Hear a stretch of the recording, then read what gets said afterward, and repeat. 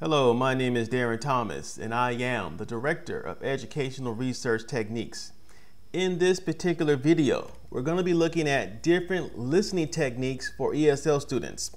So let's go ahead and see what we can learn. Now, when we're talking about different listening techniques, you can actually put these in a hierarchy. So at the top here, you got the lowest level, if you will, reactionary, moving on all the way down to what's considered like the highest or the most difficult level, which is interaction. And so in between, we have things like responsive, discriminatory, intensive, etc. But we're going to go through each of these with a simple example. So let's start with reactionary. So with reactionary, it's just repeat what the teacher says. You listen to an utterance and you repeat it. You know, not that complicated, not that difficult. And so on the screen, we have an example of something called choral speaking. So the teacher says, "Hello, how are you?"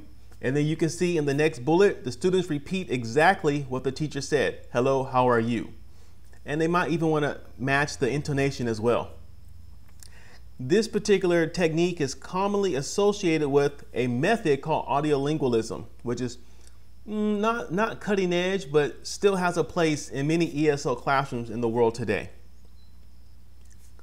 The next level up, going beyond just repeating what the teacher says, is something called responsive. And the student or students create a reply to something that they heard. So now the student is kind of making their own reply.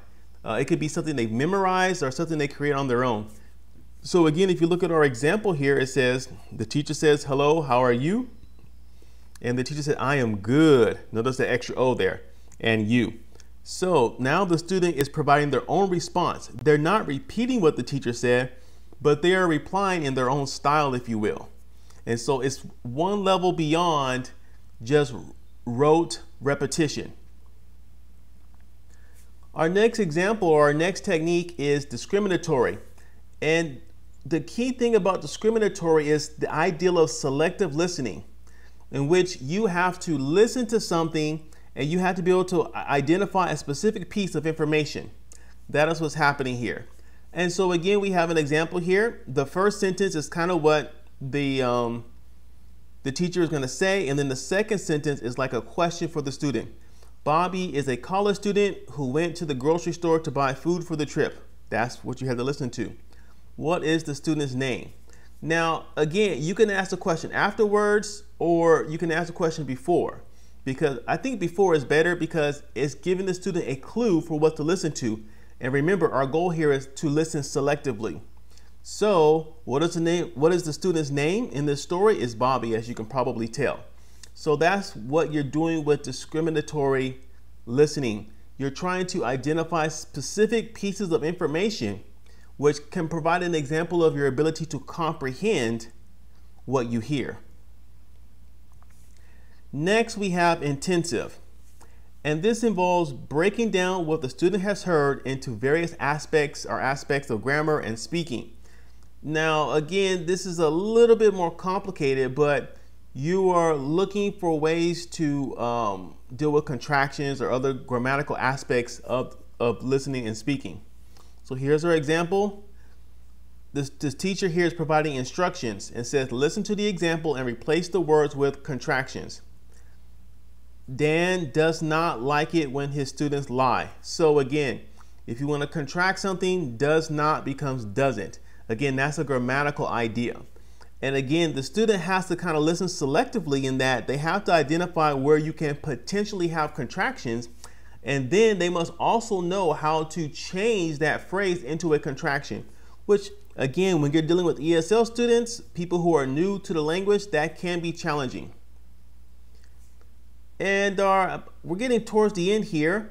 Extensive listening is when the student is listening to a monologue or a dialogue and they're trying to develop an overall summary and or a comprehension of it. So I don't have a specific example in terms of displaying it for you, but you might have the students listen to a newscast or a story or a documentary, and then they have to kind of tell you what it was about. Try to summarize that, that 5-minute story into a few sentences that they share either verbally or in writing or whatever. But again, the whole time they are listening to it. So if you give your students an assignment like to read something, you can check their comprehension on that, but now you're checking their reading comprehension versus their listening comprehension. So you can use the same tool for different purposes. And that can be shaped by how it is shared, whether it's orally for listening or visually through reading. And our last one here is interactive. And this is a mixing of all the previously mentioned types of listening simultaneously. So an example of that might be debates. Here, students have to make their own responses in the heat of the moment, but also with debates, you have something that you prepare in advance as well.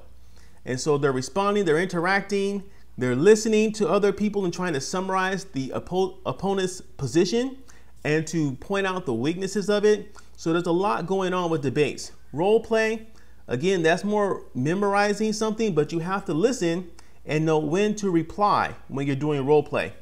And of course, most group work can also involve various aspects of the different techniques discussed before this. Whether you're responding, whether you're listening selectively to try to identify weaknesses, whether you're trying to listen intensely or extensively, all those things are happening when you are working with other people.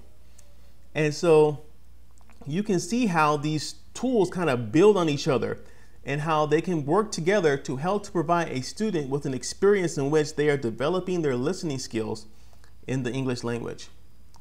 So in conclusion, you can see the 6 strategies that we discussed in this particular video that help to develop a student's ESL listening skills. And of course, we don't want to limit this only to the English language.